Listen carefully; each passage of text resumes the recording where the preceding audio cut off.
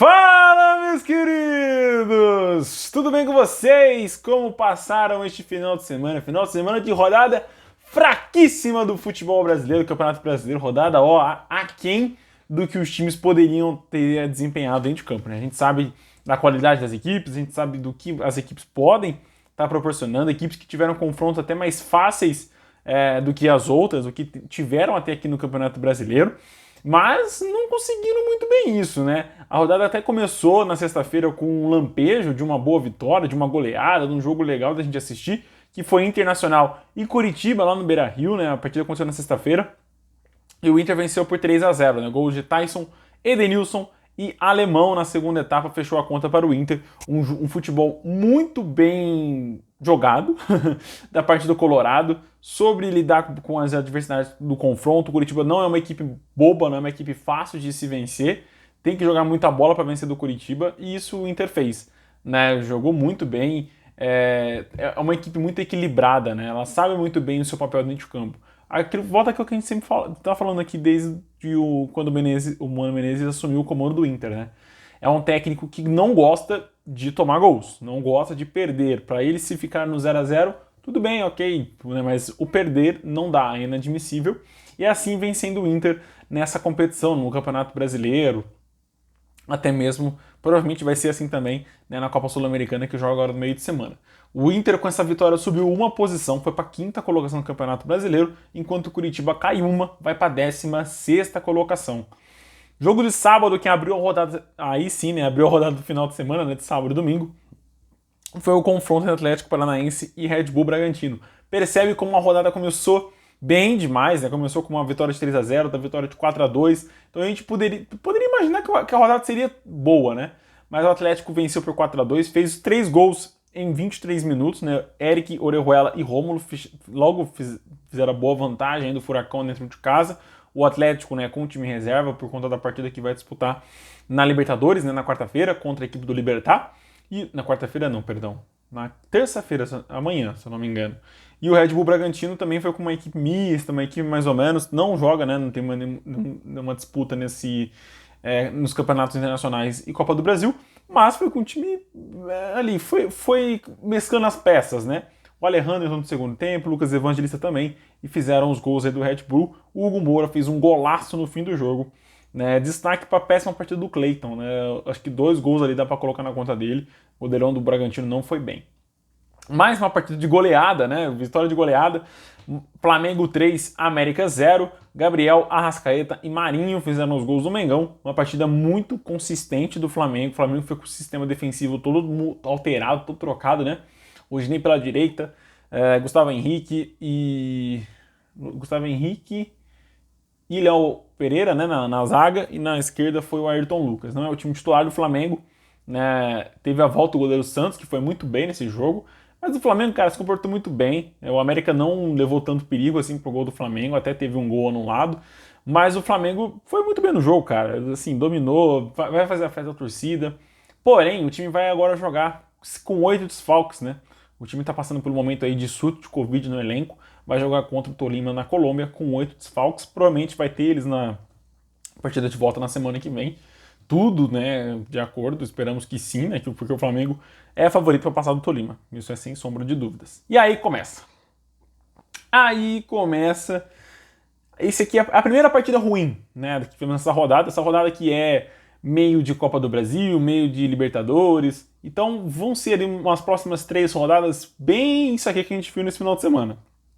O Corinthians desperdiçou uma ótima chance de encostar no líder Palmeiras, né? Vencer um clássico é sempre importante para quem quer ser campeão, e o Corinthians empatou em 0-0 com o Santos. O Santos que ele venceu por 4-0 no meio de semana, né? O Santos foi com mais titulares do que o Corinthians, digamos assim, né? O time joga a Sul-Americana também contra o Deportivo Táchira, e o Corinthians já joga a Libertadores contra o Boca em Itaquera, na Neoquímica Arena. Mas o Corinthians, cara, tá sendo difícil assistir o jogo do Vitor Pereira. É um técnico que acertou, sim, o sistema defensivo do Corinthians, mas ainda, na minha opinião, né, falta acertar o ataque, falta acertar o sistema de criação do time, sistema de criação de jogadas. O Corinthians cria muito pouco. Tudo bem que nesse começo do Campeonato Brasileiro, as chances que criou, conseguiu reverter em gol. Isso é muito legal, isso é muito importante, que vale a vitória.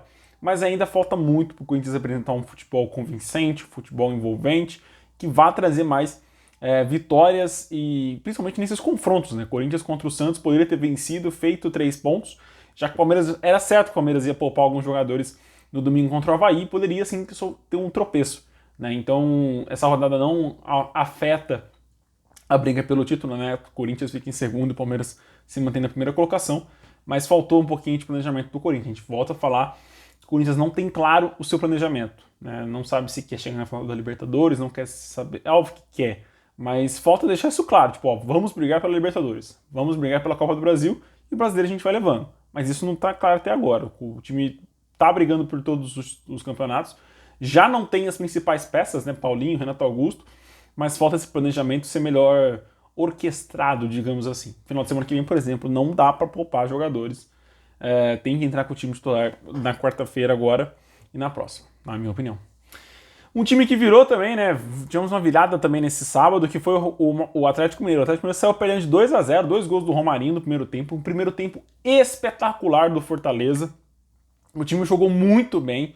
Foi uma equipe dominante. Poderia ter feito 3-0, poderia ter feito 4-0 no Atlético Mineiro tranquilamente, só na primeira etapa. O Atlético também com o time reserva, né? Sem Hulk, sem Nacho.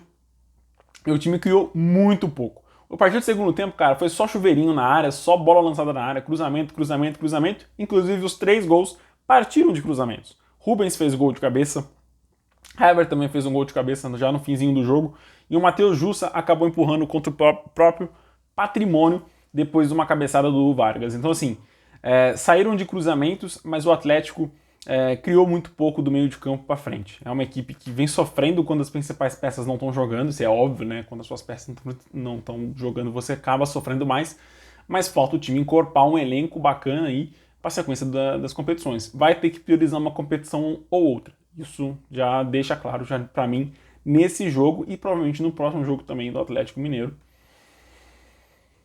Botafogo 0, Fluminense 1. Manuel fez um golaço, né, no fim do jogo já, caminhando na Bacia das Almas. O jogo estava encaminhando para um 0-0 bem fraco. O Botafogo não criou nada. No geral, se eu não me engano, ficou 75% ou mais de posse de bola para o Fluminense. O Fernando Diniz ter ficado maravilhado com essa posse de bola.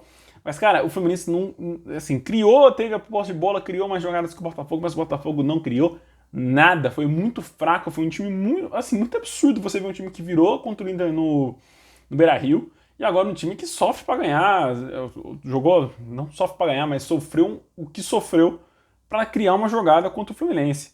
O Fluminense é um time que vem encontrando muita dificuldade defensivamente no Campeonato Brasileiro. A gente vê partidas assim muito ruins do Fluminense, né, que acaba saindo com a defesa zerada por conta da fragilidade ofensiva dos adversários. E foi nesse jogo também. O Botafogo não levou o perigo pro Fluminense, né? É impressionante. 2-2, o tropeço do Palmeiras na rodada, mas um tropeço justificável por estar com o time em reserva, né? O Palmeiras, talvez, se entrasse com o time titular no primeiro tempo e poupasse no segundo tempo, poderia ter saído com a vitória assim contra o Avaí. É uma equipe superior, tem melhores jogadores e tal, mas isso dentro de campo é outra história, né? O Palmeiras foi engolido pelo Avaí no primeiro tempo, o Avaí teve as principais chances. Na minha opinião, foi pênalti sim do Bissoli, em cima do atacante do Avaí. O Bissoli converteu, fez o gol. Gustavo Scarpa empatou logo no início do segundo tempo também de pênalti, também um pênalti bem marcado. Rony empatou logo depois. E aí o Jean-Pierre num golaço de falta, né? Ele que voltou agora para o Avaí, depois de um período de lesão, de afastamento. Voltou, fez um golaço de falta e garantiu um empate para o time da casa. O Avaí é um dos melhores mandantes da competição até aqui, tem um saldo positivo de marcar pelo menos 2 gols em seus domínios, na ressacada. Então esse é um saldo muito importante para uma equipe que entrou no Campeonato Brasileiro, cara, com fichas, taxada como uma equipe que ia brigar contra o rebaixamento. Óbvio, né? A gente está na 14ª, encaminhando para a 15ª rodada do Brasileiro, e o Avaí ainda está ali no meio da tabela para baixo. É uma tabela muito embolada ainda, né, nessa atual fase da competição, mas já é uma equipe que começa a surpreender, né, o topo ali das principais equipes, né? Arrancou ponto do São Paulo, volta a arrancar ponto do Palmeiras. Então é uma equipe muito bem trabalhada pelo Barroca e tem tudo para surpreender nesse campeonato, permanecer na Série A do Campeonato Brasileiro. Com tudo porque tivemos isso. O Juventude tem a pior defesa do campeonato. o São Paulo jogando em casa precisava vencer até para dar uma tranquilidade melhor na sequência do Campeonato Brasileiro. Tudo bem que o São Paulo até subiu algumas casinhas, né? Para vocês aqui, o São Paulo subiu uma casinha, saiu da 9ª colocação para a 8ª. Mas é muito pouco, cara. É muito pouco pra você ver o São Paulo jogando dessa maneira no Campeonato Brasileiro. Jogou o jogo da vida contra o Palmeiras na Copa do Brasil. Jogou muito bem. Poderia ter repetido muito bem esse jogo contra o Juventude, que o Juventude ia, não abrir as pernas, mas ia ceder em algum momento pro time, sabe? Ia porque é água mole em pedra dura, tanto bote até que fura, né? E o São Paulo teve com a faca e o queijo na mão em 3 oportunidades na partida, né? Com o Luciano, com o Caleri e com o Miranda, também, que perdeu um gol inacreditável.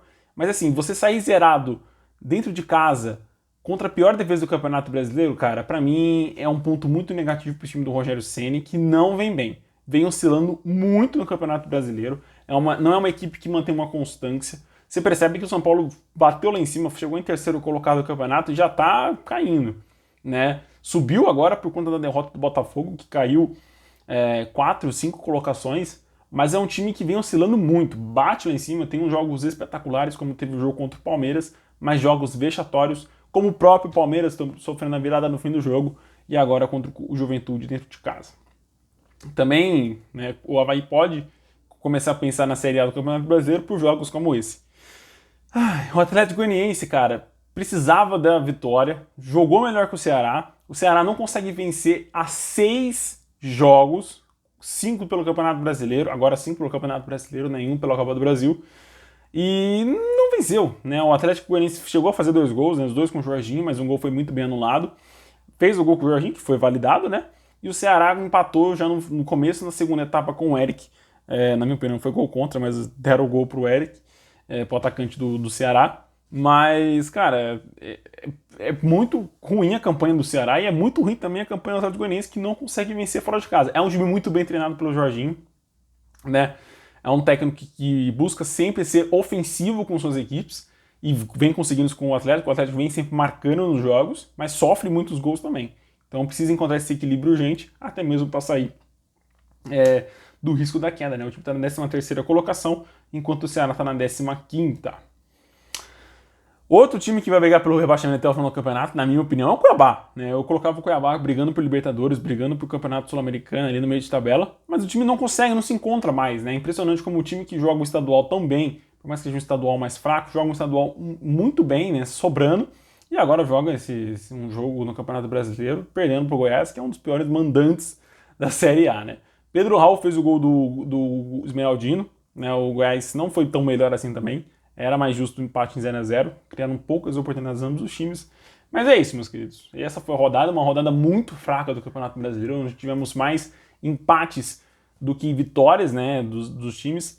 Mas agradeço vocês aí por esse vídeo. Esse meio de semana tem Libertadores, tem Copa Sul-Americana, então não se esqueça de se inscrever aqui no canal que você acompanha tudo do futebol brasileiro. Um abração, fiquem com Deus e até mais. Tchau, tchau.